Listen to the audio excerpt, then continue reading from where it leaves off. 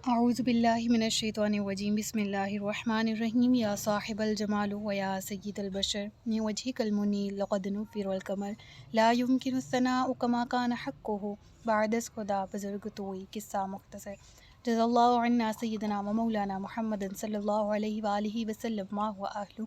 या रब्बि लकल हम्दु कमा यंबग़ी लिजलालि वजहिका व अज़ीमि सुल्तानिक रब्बि इश्रह ली सदरी व यस्सिर ली अमरी वहलुल उक़दतम मिन लिसानी यफ़क़हू क़ौली रब्बि ज़िदनी इल्मा रब्बि ज़िदनी इल्मा रब्बि ज़िदनी इल्मा।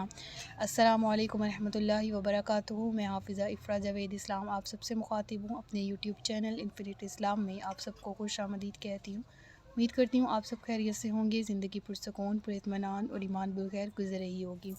सूरह यूसुफ़ का आगाज़ अल्हम्दुलिल्लाह हो चुका है। आयत नंबर 23 तक हम गुज़िश्ता असबाक में पढ़ चुके हैं। आज के सबक में आयत नंबर 24 से बाकायदा आगाज़ करेंगे,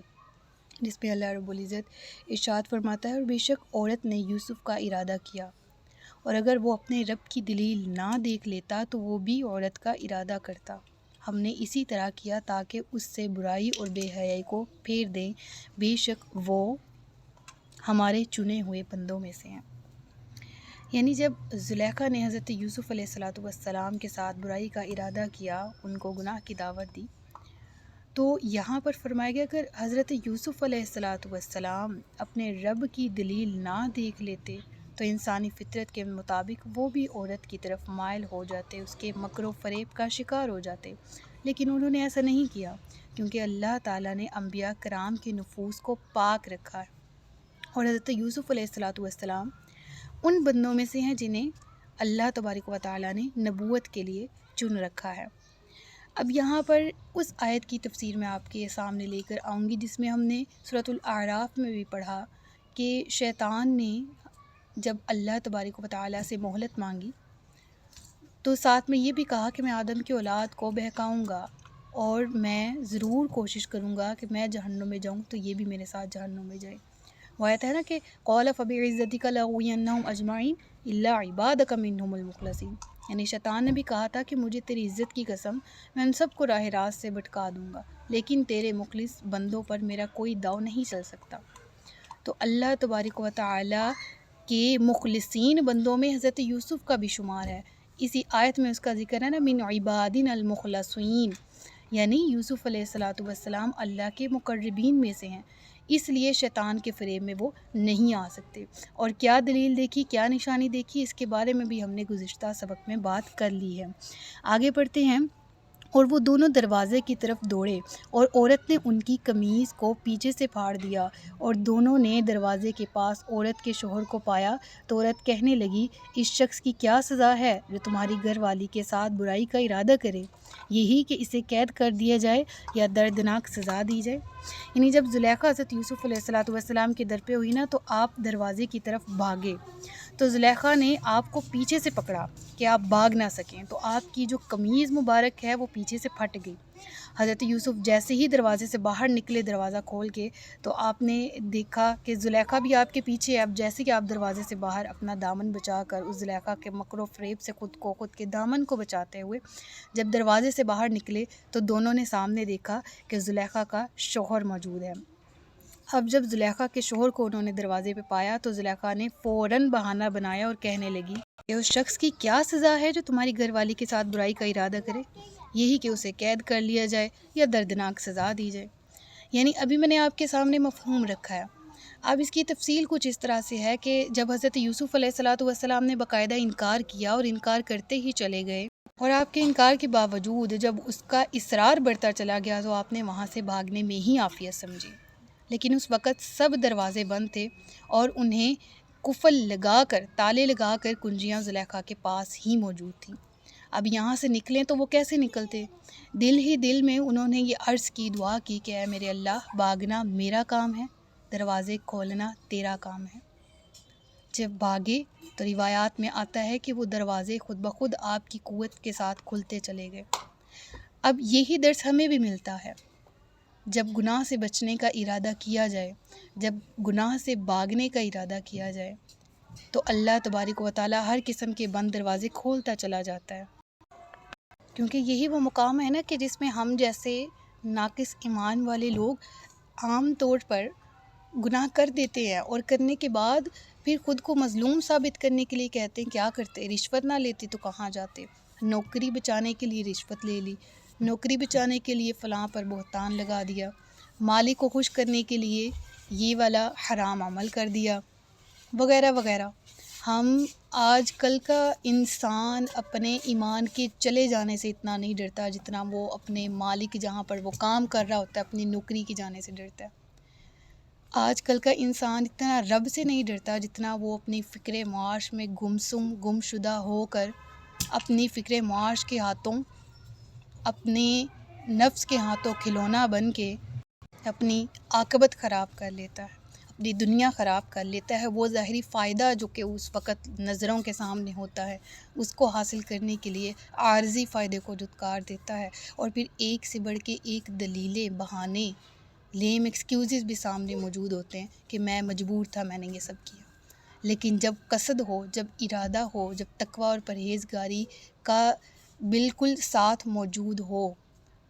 تو پھر جب عہد کیا جائے تو جس طرح یوسف تھے، تمام قفل لگے ہوئے تھے، اور وہ صرف ایک کمرہ نہیں تھا، کمرے کے اندر کمرہ، اس کے اندر پھر کمرہ، اس کے اندر پھر کمرہ، بہت دور جا کے زلیخا کا آرام خانہ آتا تھا۔ لیکن حضرت یوسف نے جب ارادہ کیا دامن بچانے کا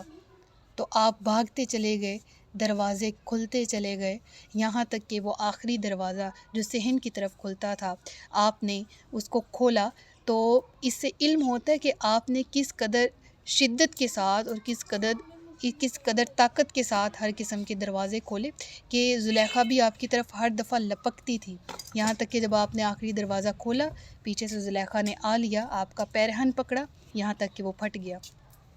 اور اس وقت جب آپ نے دیکھا کہ آپ کا پیرہن بھی پھٹ چکا ہے، تو اس سے ہمیں کیا اندازہ ہوتا ہے، اس کشمکش کی شدت کا اندازہ کیسے ہم آسانی سے لگا سکتے ہیں کہ وہ لباس جو حضرت یوسف علیہ السلام کا تھا وہ بہت عمدہ تھا، کیونکہ آپ اس گھر میں رہتے تھے، عزیز مصر نے آپ کو بڑی آسائش کے ساتھ رکھا ہوا تھا۔ اب وہ صرف ہاتھ لگانے سے تو نہیں پھٹ گیا ہوگا، تو کتنا اس چیز سے ہمیں واضح طور پر یہ سامنے ہوتا ہے کہ اسے پھاڑنے کے لیے زلیخا کو کافی زحمت بھی ہوئی ہوگی۔ تو حضرت یوسف نے بھی پوری قوت کے ساتھ دروازے کھولے، دروازے کی طرف دوڑے گئے، اور زلیخا بھی پوری طاقت کے ساتھ حضرت یوسف پر حملہ کر رہی تھی، ان کی طرف لپکی، جس کی وجہ سے وہ ایک عمدہ پیرہن، عمدہ قمیض بھی اس طرح سے کھینچی، اور آپ کو اس نے روکنا چاہا کہ وہ بھی پھٹ گئی۔